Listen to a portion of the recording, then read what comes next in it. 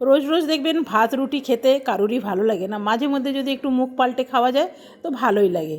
তো আজকে বানাচ্ছি ছোলার ডালের ডালপুরি, আর আজকে বানাবো রসুন দিয়ে।